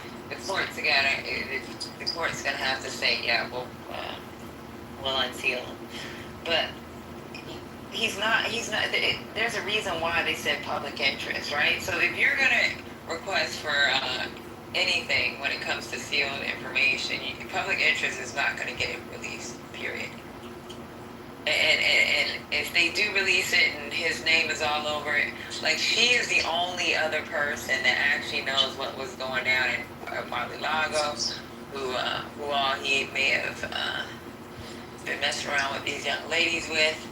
And for him, it may be like, hey, just say that I was not that guy, like, I didn't do this, and we'll look into pardoning you. Like, I don't know. And I think even if he pardons her, and even if she comes and says, though, she's completely cooperative and says he did none of those things, he wasn't there, or he was there and he didn't participate, he didn't know these things were happening, even if she does that, I still don't think that gets him what he wants. Because his base is still skeptical. Because his base is skeptical, but one thing about his base, right? Why are you fucking skeptical now? So all this shit has already came out. Those young ladies have already been on Netflix documentaries. They've already said, hey, this is what it is. This is what it went down in Mar-a-Lago. I've been recruited from Mar-a-Lago. Like, these things have already been out. Why all of a sudden you guys are up in arms? This is not something new. Because Elon said that he was. That's why. No, but I don't even think it's Elon. It's because I think it's just media, social media. It's just like. But one thing about his base is gonna forget. So, like, right now, her saying something will at least move some of the crowd, maybe not all, but eventually most of the crowd is gonna move over. They don't give a fuck about kids. No, they don't. Can I just suggest that you're on to something, and that is the soft spot, which to me is Mike Johnson.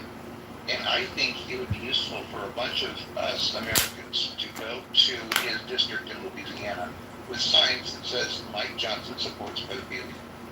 And just be that overt about it, because Mike Johnson had the chance to do the petition, and he didn't. And I really think talking about Trump is kind of, or even Maxwell, I don't care what she does. I wouldn't believe a word she says, and I think the gentleman is correct that he doesn't buy in. But I really think the soft spot is Mike Johnson. So I have a question to ask you, Alan. Are you a Trump supporter or not? Hell no. Okay, so good. You're not gonna buy it. You're not gonna buy it. Oh no. It's his base, right? So we see this play over and over again. Right. If MAGA was really concerned, why the concern now? This is not new information. Right, and this is the point I'm trying to make. Either we care about pedophilia or we don't. I mean, clearly we don't care about a convicted felon. Clearly we don't care about law. Clearly we don't care about, the insurrection. But maybe the bottom is having sex with 12-year-olds.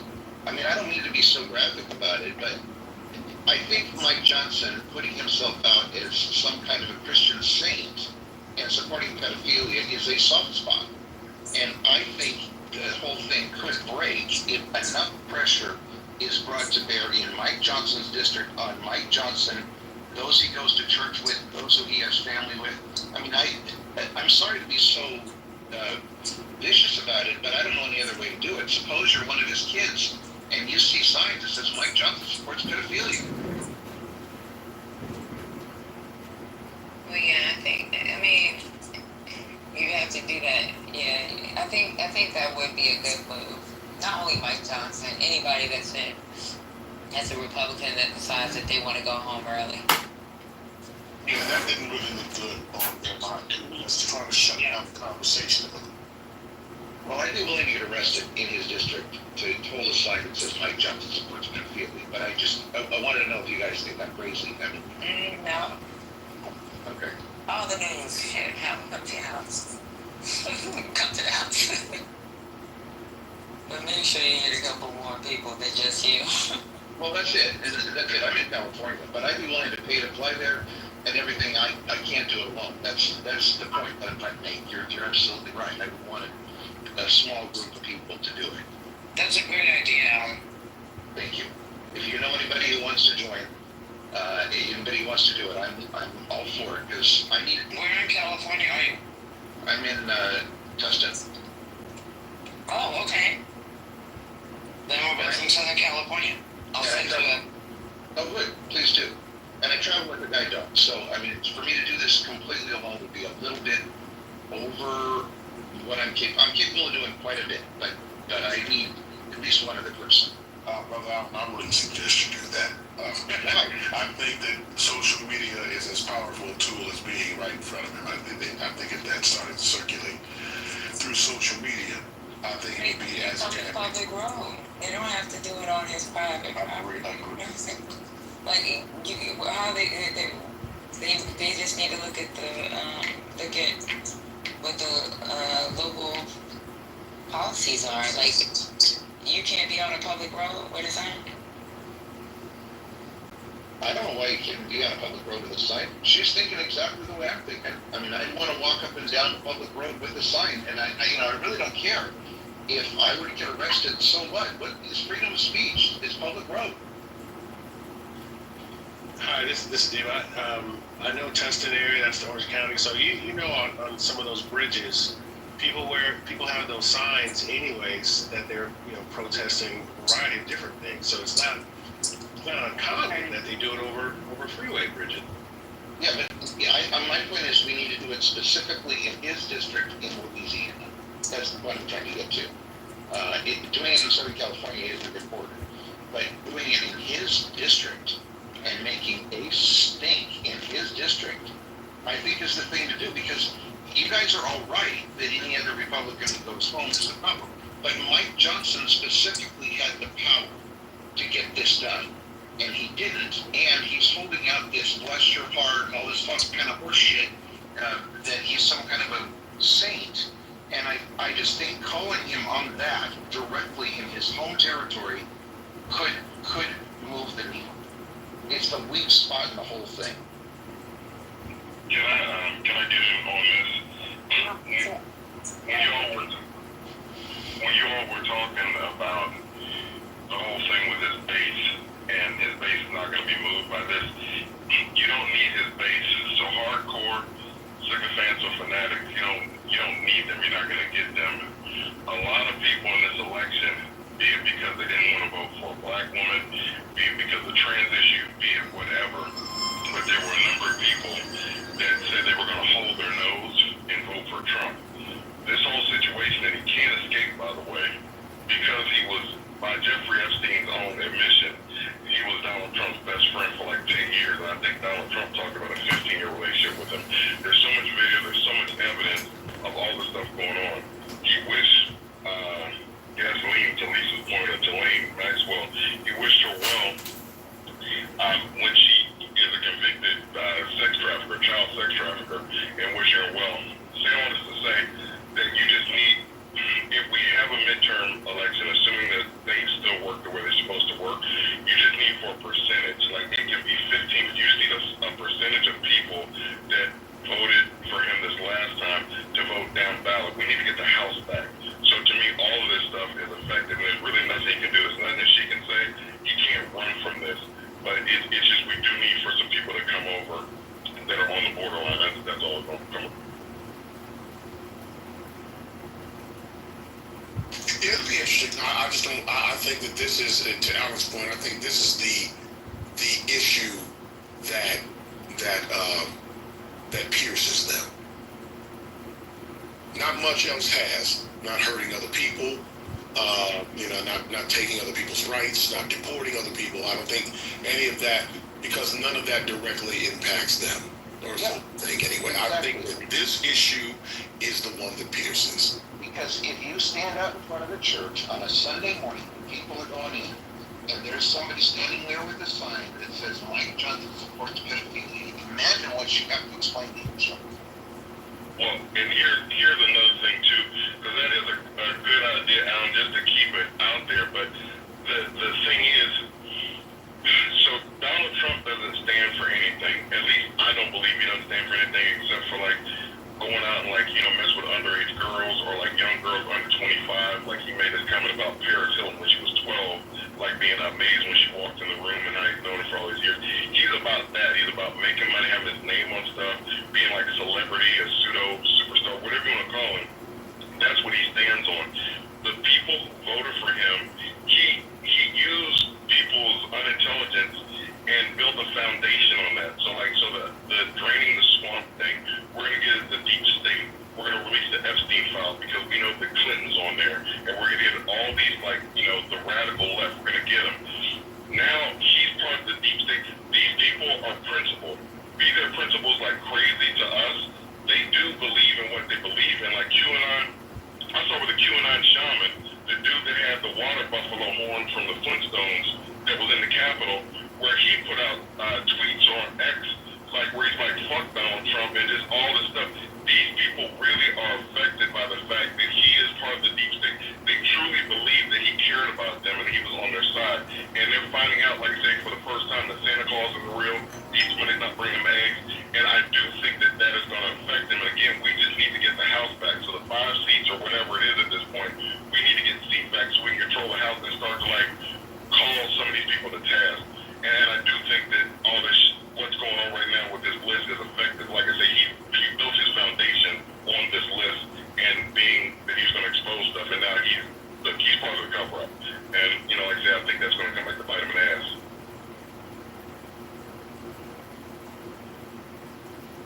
Maybe you would have found the bottom.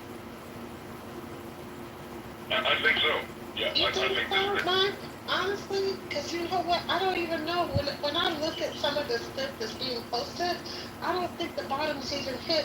There are some MAGAs that are literally they've shifted the conversation. Now that this whole Obama thing is going on, that's the new thing a lot of the MAGA influencers are jumping on now. The whole Obama needs to be arrested. This whole thing that the BNI bought for, we all know it's a distraction, but that's the new talking point, honestly. Mike? So there are people, and that's why I say sycophants and fanatics, you're not going to get. Let's forget about them. Anybody that's going to this thing that's getting away from his child predatory behavior, the Tiffany Johnson case, all these things, and can still talk about Obama, those are fanatics. You're not going to get those people. The people I'm trying to get, the people that love America, that love democracy, and really thought that Trump was going to drain the swamp, that he was going to just sort of open up all the files, that he was going to give us a true democratic process in their mind. These people that are principled and love America and stand on something and want to see the right thing done, even if their perspective is different than ours, those people, I think he's offended and he's hurt them in a way that I think is sort of just, it's not fixable. I just don't believe that he can get those people back, and those are people that we need, like I say, that didn't want to vote, even though with Kamala and everything she talked about with her programs, they just couldn't bring themselves to vote for a black woman because they feel like the founding fathers built this country for white men to rule over everybody, and I guess we had 8 years of black president. They were upset by that, but they're principled. They don't believe in being pedophilia and pedophiles, getting over. They hated Jeffrey Epstein. They don't like Ghislaine Maxwell. Those people are people that we need to just vote differently, to not hold their nose. They can't, I don't feel like they can hold their nose now. And I do feel like this is bottom for him because, again, Trump did this to himself. He built his whole thing on, I'm going to drain the swamp, I'm I'm going to expose stuff. The Epstein file, all that stuff.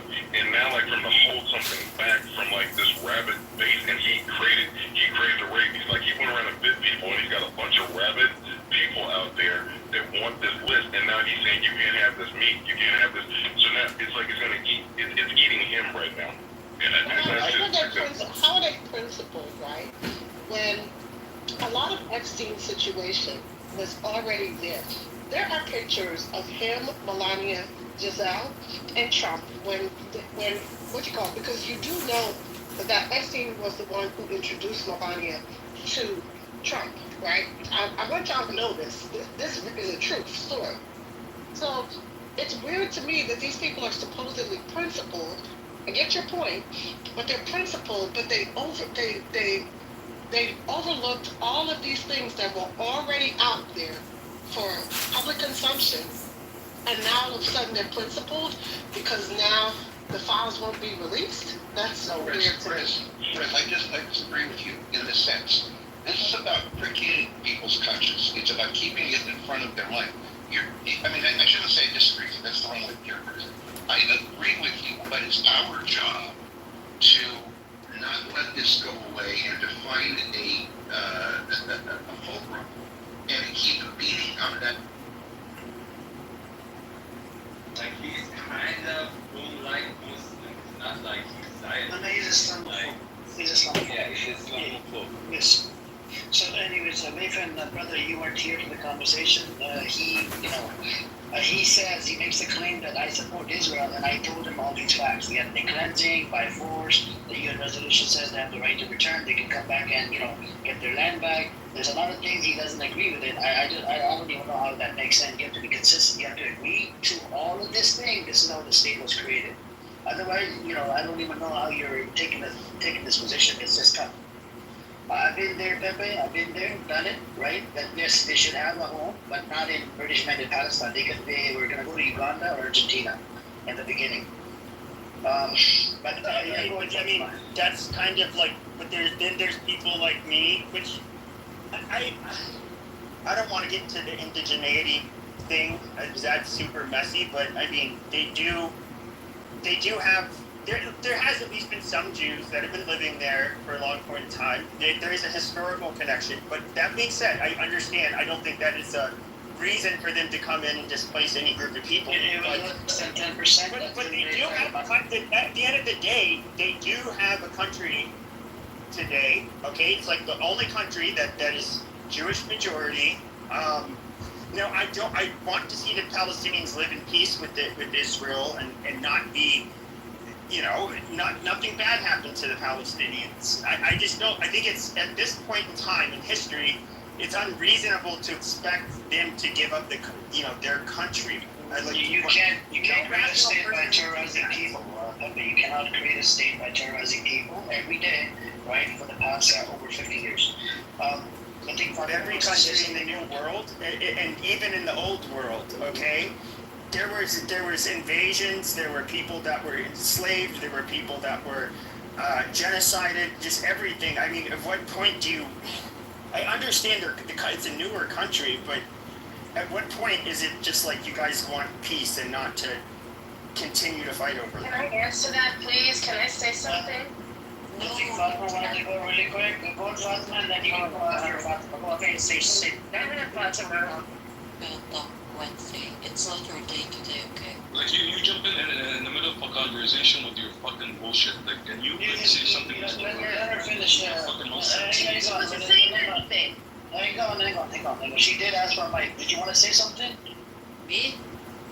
Yes. Yeah, so I want to ask anybody on stage who has been to Israel, who has stepped a foot on that land. Anyone? Because I've been there. Okay, so follow up. What's the next question? Like, okay, We're then what? talking about their appearance, right? Mm-hmm. And I've been there, and as someone who has been there and seen it with my own eyes, a lot, maybe 70% of people who live there, they look Arab. So you saw 70% of the population? I mean, not 70% of the population I saw, but just more than 50% of the from the population I saw. They do not look fucking Arab. They look. I don't think I understand. Of the Jews that live there, the Middle Eastern Jews are outnumbered. So where did they come from? She's correct because you have to look at they come from all over the Middle East, like literally all over. Iraq told them they had to leave. Iran told them they had to leave. That was gonna start. He's actually been informed. And this was like right after the creation of Israel. Yeah. So the Mossad went over there and made it real dangerous for Jews to live there. So it's like, oh yeah, look deep into this. I think we are the president. Why didn't they express that prior? I don't know. I wouldn't be surprised if it had to do with Israel. Do you know, as of today's date in Iran, which is Israel's biggest tenant, Iran, the big monster in that region, there is a little bit over 35,000 Jews there. There is today. I don't know. Yeah, actually the oldest. Yeah. You know, they're 25% major. Well, I mean, I've heard. What? 45. Okay, 45. And then if you look at, you have a higher percentage, which is Mizrahi and Sephardic, and then if we stop looking at the Jews, 20% Arab. So I mean, you literally have a brown population is clearly the majority of Israel. Like the whites are the minority there. I've seen it. Yeah. Well, it's a little misleading because they promoted Ashkenazi Jews to marry Mizrahi Jews, so what you end up with is really half white. That's so. Well, I don't think it's not really what I don't think it's promoted. You can. It is the Middle East. You do can. Sure, no. I got the numbers here. It says approximately 50 to 55 are Sephardic, Ashkenazis 30 to 35, Ethiopian 1.5 to 2%, and other mixed 10 to 15%. And first of all, I can only tell you from what Israelis have told me on here, but they did tell me that there was some racism at this, with the first generation that lived there. The European Jews kind of looked at the others as sure, yeah, they kind of looked at them as, all right, stop. They looked at, like, hey, shut the fuck up. I'm just saying. Finish. You keep on you're ankle biting while I'm talking. Just shut up. You are. One at a time. I still haven't been able to talk. Well, no, Wednesday, I was in the middle of a sentence and you were talking. Hey, guys, stop telling her to shut the fuck up. Listen, Pepper, you got 30 seconds, make your point, then attack. That's what's it. So, no, this is only coming from Israelis on here. They were saying, like the first generation, they looked at each other as different. There were some cultural differences. They kind of looked at it as like, oh, they're different. So like a different.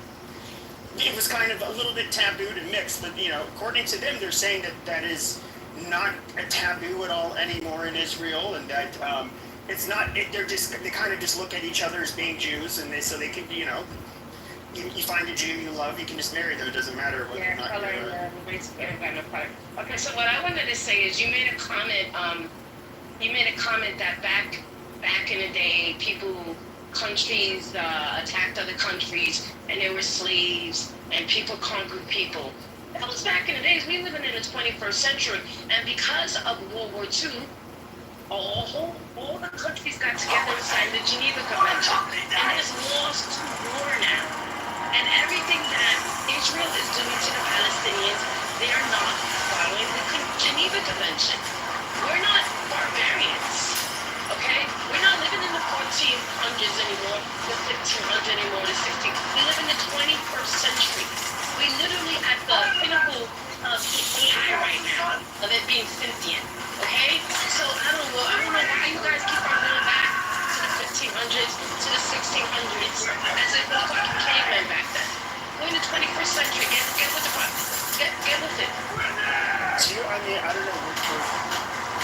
You made that comment. Oh, which is Yes, only because one person said it doesn't matter how far you go back to the roots. We're clear that he's talking about the root of the foundation of the making of Israel. You went all the way to the 1500s with the Islamic ruling and stuff like that when they took over Constantinople. And that was Islam. What's so bitter about that, huh?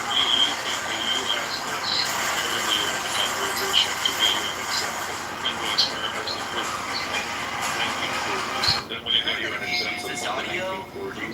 If you use this sound, a big YouTuber will comment on Well, in it. ancient 1500s. I can, there are, let's think how to word this. I think at the right point in time, if the Hawaiians, Native Hawaiians, for example, have the capability to strangle, drown, stone to death, beat to death every non-Hawaiian that was on the island and banish them, I would have supported it. I think, they've basically been genocided. Who's pure Hawaiian anymore? The language is pretty much dead. On top of that, And they were subjugated on their. They were basically they had foreigners take over the best real estate on their island, treat them like trash, and flood them with non-Hawaiians. I mean. Really sounds. I guess like there is. I can always make a case for resistance, but it's like at what point? I think it gets to a point to where it's like, all right, you guys have been fighting for this long. It seems like you want something they're not willing to give, and vice versa. So let me ask you this: what do you think you can read? What is a fair solution that you can give to? Well, I think that I personally. Listen. With both sides having equal and fair rights. Let's hear your. Sure. I would say that. I even though this is super hesitant, but this is idealistic. There was, like, let's say, a two-state solution.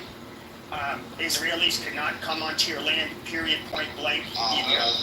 So the people in the West Bank, Gaza, they have complete sovereignty. You guys would not attack each other. And I do think that, there should maybe be a case made for reparations to be paid to those that had land. Or give one piece of evidence that he was in the Mossad, or an asset. Well, yeah, If you have it. I get the evidence. You told me that his girlfriend's father was in the Mossad. That doesn't make any sense. Well, I mean, Like if your father is a bus driver, does that make you a bus driver? Well, no. Well, if my father was a bus driver and I was hanging around, or no one knew that I was, what I did for work, but they saw me in a uniform that bus drivers wear. One can see. Well, I can name some of the things that Jeffrey Epstein gave tax advice. But hold on, for blackmailing, for blackmailing, it is alleged that Trump had to pay him a little bit of money for him to. This is Trump's biographer that talks about this. I'm not sure why the guy would have. I'm not sure the guy. The guy that hung out with Epstein a little bit, and because Epstein wanted him to write his biography, just like Trump, right? The guy that saw the pictures of while with Epstein, saw the pictures of Trump with stains on his pants with two college girls, right? Come on, dude, like. Have you seen that photo? I have not. Hey, it came from a credible source. It's alleged. Have you seen the photo? It's alleged, right? No one else will. Of course we won't. But hey, look. So then why talk about something that somebody alleges? It's because that guy is a very credible guy, right? Well, who are? You don't even know his name. Yes, you do. That's why I have friends like you. That's why I have friends like you. So either way, you know what? You know what I'm talking. You're calling somebody credible and you don't even know who they are. Yeah, that's not credible. I'd have to look it up, but I don't know the assholes.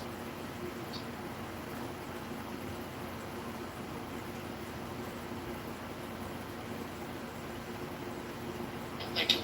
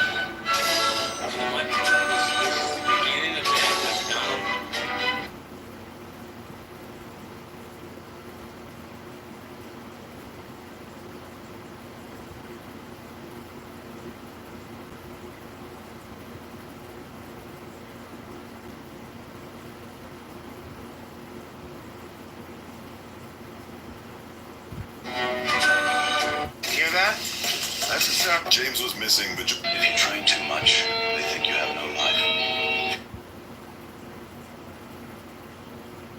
Even more.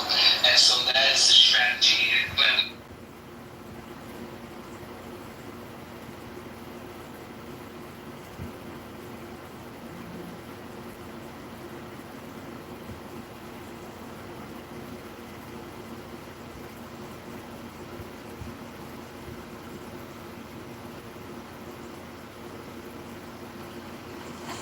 You talking about that pubic pen?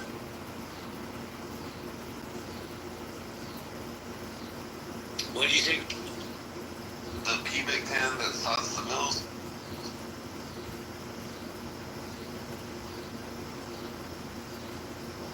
I know there was discussion about an auto pen. More likely to happen. I think he's going to lose the faith in the base. He's definitely going to lose in the midterms. He may lose huge in the midterms, and it's not going to bode well for the next 2.5. He'll lose hugely. Or bigly. What did he say? Bigly? He's a bigly person, so he's gonna lose bigly. I'm hoping. I know something. What I do know, I'm not as what is it, keyed in as you guys with this political stuff. I don't know. I'm really skeptical about the midterms. I don't know. I just have a bad feeling about the midterm, but I could be wrong. Probably am wrong, but because people are so apathetic lately, and it's just, I don't know if it's just fatigue of this whole situation. Like, they feel hopeless. Like, none of this stuff is gonna work. You know, they feel like every time they vote doesn't count. They feel like every time, you know, they try to do the right thing, it just doesn't work out. So I don't know. So Lisa, hey everybody. Speaking of speaking of midterms, I'm not sure if you guys talked about James Tallarico, state representative here in Texas. Stop it. I am talking about Texas, but James Tallarico. I love him, Deborah. Yes, he was on Joe Rogan, and he's calling out the gerrymandering, and he actually said today on Jay Tapper, he called it what it was. He said he's trying to rig the election here. He's trying to get Abbott to redistrict in 5 areas. Yes, thank you. That would pull those votes so that they would end up with 5 more representatives. And basically, you know, start stealing elections around the country. But James Tallarico is his name. He is white male, has a conservative feel to him the way he speaks. Would you agree, Dr. Akey? Yeah, I think he. Well, I mean, he would appeal, I think, is what I can say. But he's definitely a Democrat.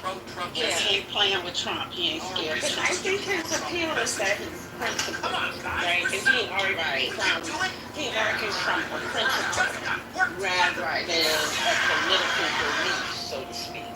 So I think that's his appeal. Is that the pastor?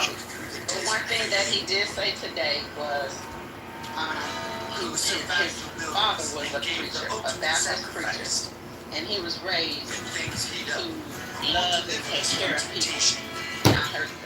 Isn't he a pastor? He didn't say he was. I mean, I didn't hear him say he was. His dad was. I'm not sure if he is, but he said that. You know, that's how he was raised. He said that we're all immigrants, and we're supposed to take care of strangers. Yeah, he just speaks well.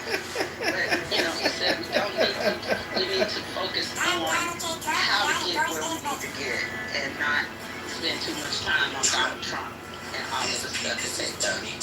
Yeah, He's one of them guys. That's the guy I was thinking of. I've heard him preach many messages in the pulpit. I want to say he's like Catholic or something like that. I don't know. That's not this guy. His daddy, his granddaddy was a Baptist preacher. I just looked up his picture. It's the guy I was thinking of. Yeah, but he's not a Catholic. Well, I'm saying he had on some robes and some stuff like that. He may not be Catholic, but I'm gonna look up the stuff because I didn't know he was a politician. I knew him as preaching, and that's why I followed him. But I didn't know he was a politician. I'm gonna look up some more of his stuff. I like that guy. I've been following that guy for a minute. And Joe Rogan was right there with him, right? So he's one to watch. James, yeah, I like him. He's not a preacher. He went to seminary, but he's not a pastor. I mean, I don't know. Maybe he was a pastor. I don't know. I didn't come across that. I never. If you look him up on YouTube, you'll see a lot of his sermons that he delivered. What's his name? James Tallarico. If you look him up on YouTube, you can see a lot of his sermons that he delivered. Yeah, he may have delivered sermons in a church, but he was not a practicing pastor. He didn't have a church.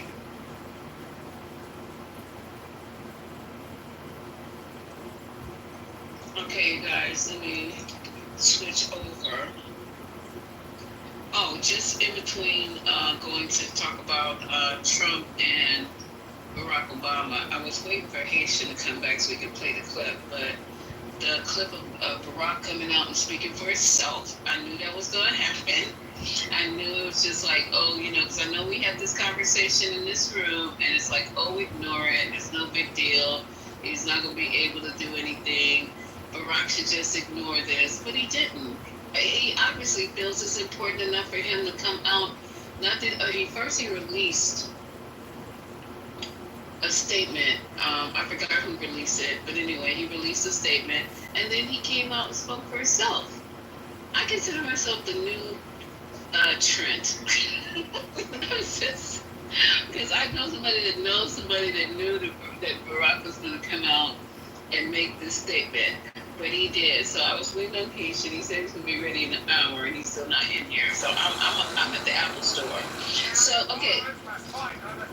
And just to put this in, did you guys know that Malcolm Jamal Warner's daughter was with him swimming? The 7-year-old, 8-year-old? Did y'all know that? Yes. Oh, you guys did? Okay, so Malcolm Jamal Warner's daughter, for those who didn't know, she was also swimming with him that day. And a lot of people tried to save Malcolm. A person went out on, there's one who was swimming, there's one who went on a boogie board, and one who went out on a surfboard, because they saw them when they got pulled in that undertow, I guess you would call it. I'm not sure if I'm using the right terminology. It was a riptide? Okay. So they saw him, and these people, when you know there's some good people left on this earth, to go out there and risk their lives to save people, strangers. I guess the man, I haven't checked on him, one went into, the swimmer is in critical condition. When they said when they went out there, they had both of them. The article that I was reading, I think I was reading it either in TMZ or either in the New York Post, I don't know. But the guy on the surfboard had to let go because they were afraid they weren't going to be able to get the child back, because the currents were getting, or whatever you guys are calling it, was getting too strong. So they have to, what I was reading, they have to let go of him. And this particular person that had the baby on the surfboard and took her back to shore. I mean, it is just such a sad story. It gets sadder all the time. And his body is back, I believe, in Cali, in Los Angeles, to be ready for the burial. And he did have an autopsy there, and he died, of course, of drowning. So anyway, guys, I just had to throw that in. Anybody want to make any comment on that story? I'm still holding my line, Lisa. I'm disappointed, but oh. Yeah, yeah. I'm just glad his daughter. Can you imagine at both of them? And like I said, there's still good people on this planet. You know, anybody who would get up and go try to save him and his daughter, you know, God bless them and keep them, and I hope, you know, their days may be long upon this earth. But yeah. Okay. I'm sure, because you know, when you get old enough where people your age start dying, either by accident or whatever, it really changes your thought. And we were the same age. Is that going to change your thoughts when you go to Costa Rica and hop up in that ocean? No. No? No. I don't know. Stuff like this changes me. When I saw Jaws, I never ever again got in the ocean. You know what, Lisa, though? My thing is, I know my kids are taken care of. I know families taken care of. The people that I want are taken care of. So, I'm going to go live life, but it does give me pause for thought in the sense that, wow, I'm here where people my age actually die. It just hits different. Yeah, Johnny, it hits different. Like, this nigga was the same age as me. Wow. So yeah, but it's not gonna stop my flow. I still want to go walk around the rim of the volcano and all that kind of good stuff. GA, let me say this, my good brother. At minimum, being the intelligent being that you are, you should definitely identify which beaches have lifeguards and underguards at a bare minimum, right? Because that's public knowledge. So if I'm going to a foreign country, we want to research which beaches have which dangers, so I know how to move appropriately, or I know at least I have this much of a safety net as far as there being lifeguards present and not undercurrents or riptides in that specific section, just to protect myself. Oh, for sure, Gemini. I mean, I don't ever go, and y'all know I live at the beach. I don't go in the water by myself. I don't ever do that. I've never done it in my life. There's always 2 people with me, or 2 people with me. Even when I go for my run on the beach in the morning, or I go for my walk on the beach in the morning, I don't get in the water without anybody knowing that I'm there. We don't do that. Never done that, because even when I was in Michigan, at least 3 kids died every year because of the riptides on Lake Michigan. So yeah, that's not something I've ever practiced. And you're absolutely right. Caution is, you have to be intelligent. So I've never gone swimming by myself, just jumping out of the water. Ooh, I'm gonna go for a swim.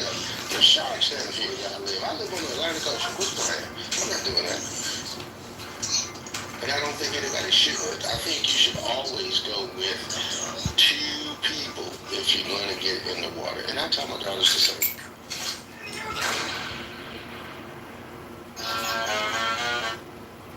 Each side has but for the record, riptides are also common in Florida and Hawaii. You know, they could be really on any body of water. They tend to be a little stronger in Panama and Costa Rica, but honestly, it can really happen anywhere. What I find most important is to make sure that everybody understands like what a riptide is and how you can get out of it, because you are inclined to want to swim back to shore. I hear you. Can you hear me? Yeah, we can hear you. Oh, okay. Because, you are inclined to want to swim back to shore, but that is what will exhaust you because the riptide just takes you out to shore. So you either have to just tread water and float with the current so that you just get taken out, you know what I mean? You just get taken out away from the shore for a bit, and then you're out of the riptide and you can just swim back to shore. But I think, well, it just depends on your strength and like what you can do. But the goal is to either float with the riptide, let it take you out, and then you can just swim back to shore, or swim in the parallel direction to the beach, to the coastline, and you'll get out of the riptide, and then you can swim back to shore that way. But trying to swim in a straight line, so to speak, like back to shore where you came from, that's not a successful endeavor. I just want to There's a lot of advanced swimmers who have died in a riptide as a result. Exactly. And I say this because I had to study it because I can swim, but I'm pretty sure I didn't know what it was, but I'm pretty sure that I got caught in a riptide before. I'm just not afraid to go out into like the deep, partly because I'm tall, you know. But yeah, just everybody like know what a riptide is and how to get out of it, because it can really happen almost anywhere. Well, when it happened, when those type of things happen, and all of your expertise that you got trained in go out the window. I haven't been caught up in a riptide, but I've seen somebody get caught up in it backhoe. And yeah, the person died, by the way. That's a deadly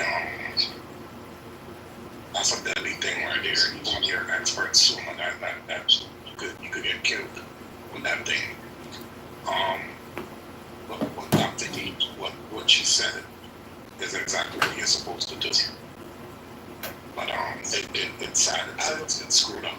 It's messed up. But go ahead, Scotty. I'm sorry. I was just gonna add to that as accurate. I'm a very strong swimmer. But what happens even with strong swimmers is once you realize that you're in a crisis out there swimming, you also start panicking.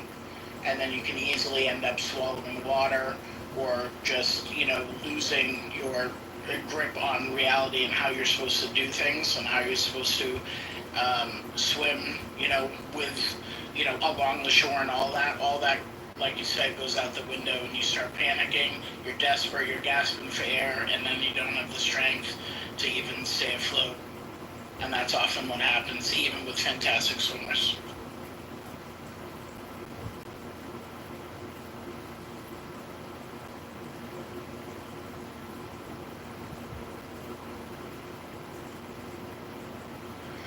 And don't go for I got caught up as well. I got caught in one too in the Hoya Shores, back in San Diego. And yeah, to your point, Scotty, that is exactly what happened. And I was a swimmer in high school and stuff. Yeah, we know you're the speedo guy. We know. Yeah, but hey, I mean too. To your point. I know, you gotta remind us, blue speedos all the way. Anyways, so yeah, the swims. What happened with me is I was lucky enough that there were some surfers that were on the side, and I was struggling, like that lactic acid kind of built up, and my body was like shutting down a little bit. And I was a little panicky, and luckily I was able to call over a surfer, and then I got on his board, rested a little bit, and then I was like, yeah, I'm kind of hurt, and then we both kind of cruised parallel until I could kind of rest up, and then I was able to get close enough and I came back. But yeah, man, you freak out because your body is just, you're exhausted and you're in this perilous situation. Enjoy the water. Be responsible. Black, white, brown, whatever.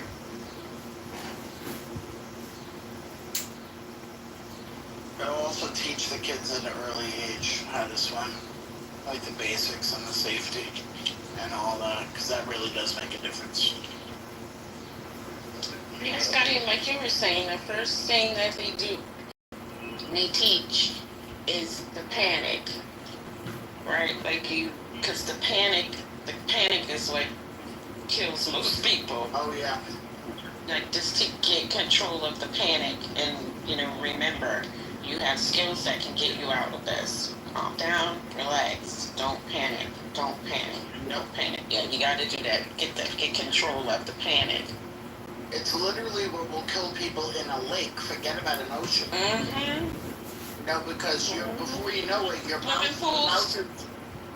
What's that? Swimming pools too. Oh, sorry, yeah, totally. But I'm saying, like, the second you panic, your mouth is probably open, gasping for air, and then a little wave, even if it's in a pool, you'll swallow that shit, and then before you know it, you'll be under. Like, you won't have any breath left. So that shit can happen quickly, and even having a lifeguard there, like, you'll be lucky if you're out in the ocean that they can actually see you, get to you, and, you know, be able to do mouth to mouth or whatever it is. Because that shit, all that happens quickly. I've seen it enough. Not people dying, thank God, but people being recovered.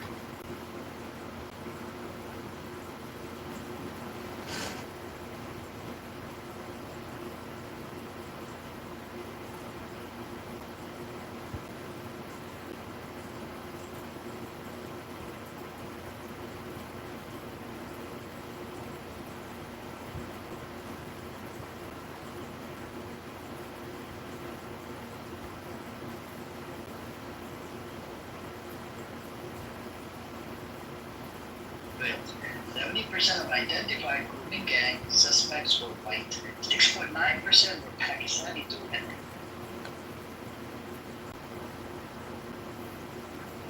I'm sorry I was paying people in. If you're on station, please ping people in. Oh, Sandra. I pinged out Alvin. He's already here. What's up, Dr. Alvin? One of my favorite people on this app.